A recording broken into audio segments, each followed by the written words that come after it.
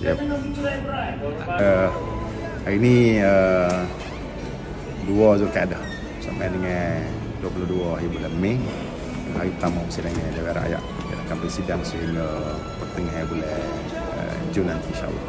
Dan dia ada beberapa agenda, khususnya ada review lah, ada pindaan, ada review baru dan sebagainya. Dan seperti biasalah, sebelum pagi ada sesi soal jawab. Jadi doalah semoga perjalanan parlimen ini berjalan dengan baik dan insya-Allah boleh memberikan hasil yang baik kepada rakyat dan negara kita. Okey, terima kasih. Jadi saya sendiri juga paling mudah saya pakai digital, tapi kita nak